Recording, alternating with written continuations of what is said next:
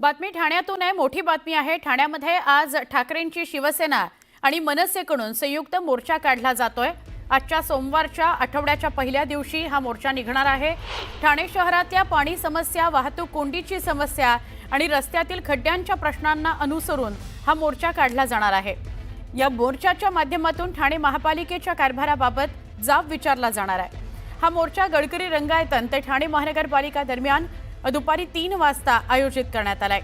या मोर्चाकरता दोन्ही पक्षाकडून जय्यत तयारी करण्यात आलेली आहे।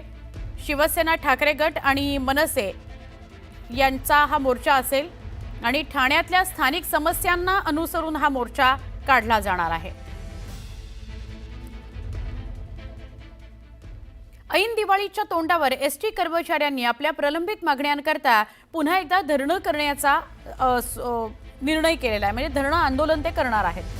आजपासून आझाद मैदानात एसटी कर्मचाऱ्यांकडून धरणं आंदोलन केलं जाणार आहे। दरम्यान आज एसटी कर्मचाऱ्यांच्या मागण्यांबाबत उपमुख्यमंत्री एकनाथ शिंदेंनी बैठक बोलावलेली आहे। या बैठकीत तोडगा निघाला नाही तर मंगळवारपासून राज्यव्यापी आंदोलन करण्याचा इशारा महाराष्ट्र एसटी कामगार संयुक्त कृती समितीने दिला आहे। धरणं आंदोलनामध्ये एसटी कर्मचाऱ्यांच्या जवळपास 16 संघटना सहभागी होणार आहेत।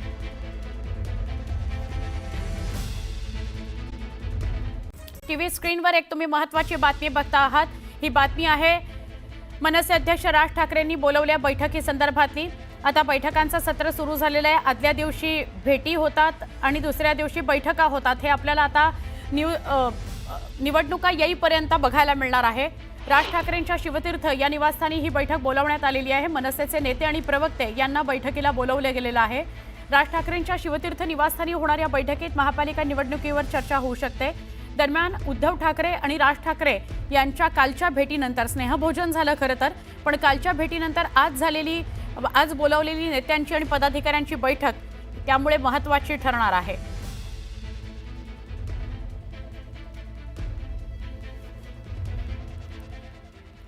शिवसेना नेते रवींद्र धंगेकर हे घायवळ प्रकरणी भाजप नेत्यांवर सातत्याने टीका करतात। या टीकेमुळे राजकीय वर्तुळात चांगलीच खळबळ उडालेली आहे।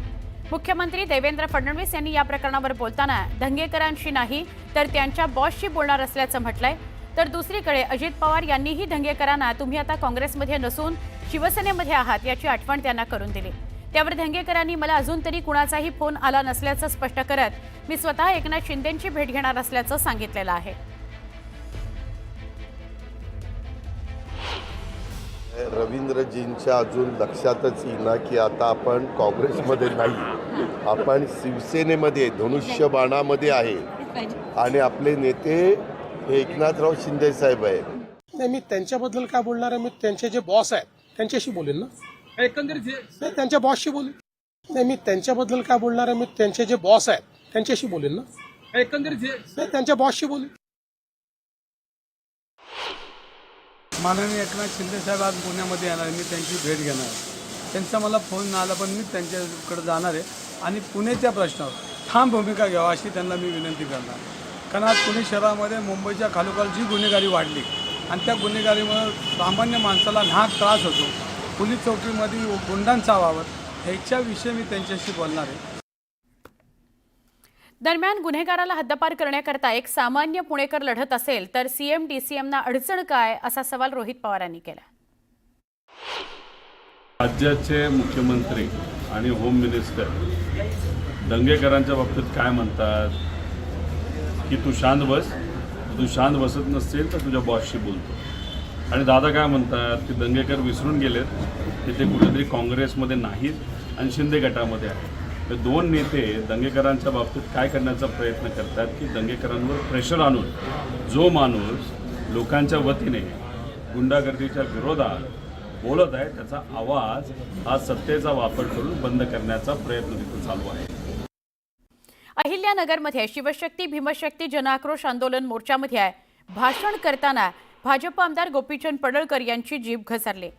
थॉट्स ऑफ पाकिस्तान या डॉक्टर बाबासाहेब आंबेडकरांच्या पुस्तकाचा दाखला देत भारत मुस्लिमांना युद्धाचं मैदान वाटतं असा दावा केलाय। त्यांच्या या वक्तव्यामुळे नव्या वादाला तोंड फुटलंय। त्याचसोबत अहिल्यानगरमधील सभेतून बोलताना पडळकरांनी मुस्लिम समाजावर निशाणा साधला।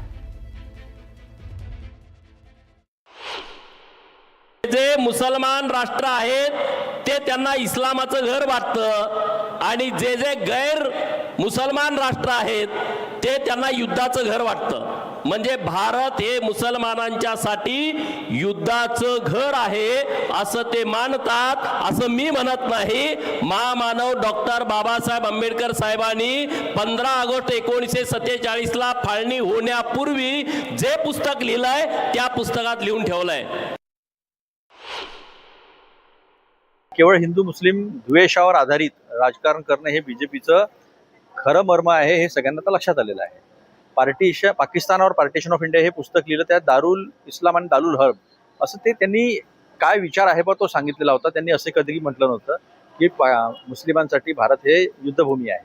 हे साफ खोटं आहे, हे द्वेष पसरवणारं आहे आणि अशा लोकांना केवळ गजाआड असलं पाहिजे. असे लोक समाजामध्ये उघडे फिरताना कामा नये. बाबासाहेब जर खरंच पचवायचे असतील तर बाबासाहेबांनी मनुवादी विचारांना कडाडून विरोध केला.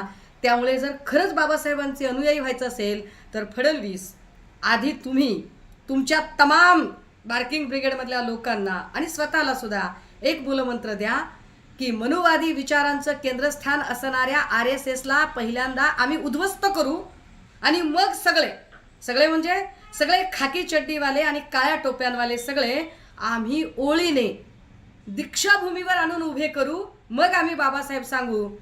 देवेंद्रजी, काय तुमची ही हिम्मत आहे का?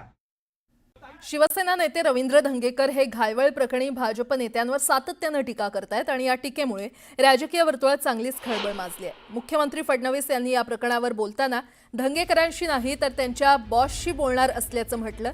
तर दुसरीकडे अजित पवार यांनी देखील धंगेकरांना तुम्ही आता काँग्रेसमध्ये नसून शिवसेनेमध्ये आहात याची आठवण करून दिली. त्यावर धंगेकरांनी मला अजून तरी कोणाचाही फोन आलेला नसल्याचं स्पष्ट करत मी स्वतः एकनाथ शिंदेंची भेट घेणार असल्याचं म्हटलंय.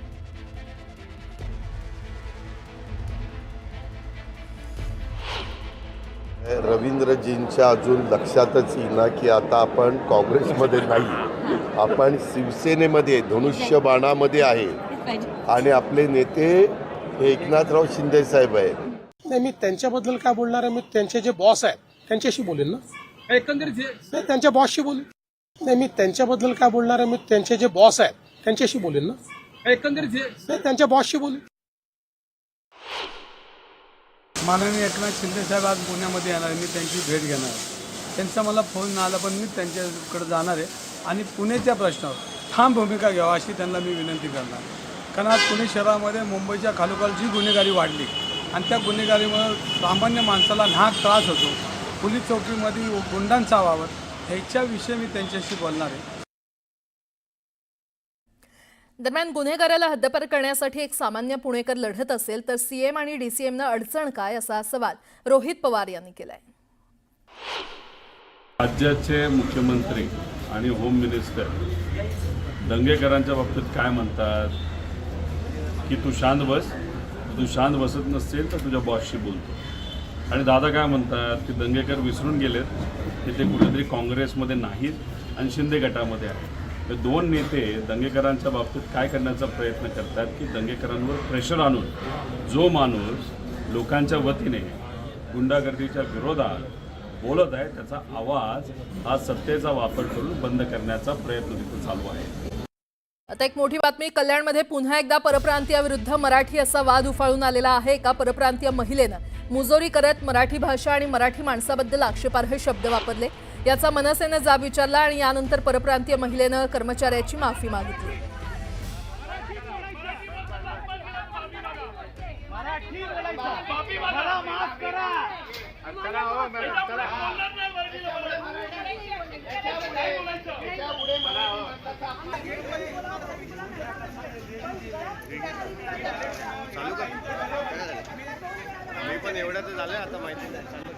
बातमी ठाण्यातून आहे. ठाण्यामध्ये आज ठाकरेंची शिवसेना आणि मनसेकडून संयुक्त मोर्चा काढला जाणार आहे. ठाणे शहरातील पाणी समस्या, वाहतूक कोंडी समस्या आणि रस्त्यातील खड्ड्यांच्या प्रश्नांना अनुसरून हा मोर्चा काढला जाणार आहे. तर या मोर्चाच्या माध्यमातून ठाणे महानगरपालिकेच्या कारभाराबाबत जाब विचारला जाणार आहे. हा मोर्चा गडकरी रंगायतन ते ठाणे महानगरपालिका दरम्यान सोमवारी दुपारी 3 वाजता आयोजित करण्यात आलाय. या मोर्चासाठी दोन्ही पक्षाकडून जय्यत तयारी करण्यात आली आहे. ऐन दिवाळीच्या तोंडावर एसटी कर्मचाऱ्यांनी आपल्या प्रलंबित मागण्यांसाठी पुन्हा एकदा धरणे आंदोलन सुरू करण्याचा निर्णय घेतलेला आहे. आजपासून आझाद मैदानात एसटी कर्मचाऱ्यांकडून धरणे आंदोलन करण्यात येणार आहे. दरम्यान आज एसटी कर्मचाऱ्यांच्या मागण्यांबाबत उपमुख्यमंत्री एकनाथ शिंदे यांनी बैठक बोलावली आहे. या बैठकीत तोडगा निघाला नाही तर मंगळवारपासून राज्यव्यापी आंदोलन करण्याचा इशारा महाराष्ट्र एसटी कामगार संयुक्त कृती समितीनं दिलाय. धरणे आंदोलनामध्ये एसटी कर्मचाऱ्यांच्या जवळपास 16 संघटना सहभागी होणार आहेत.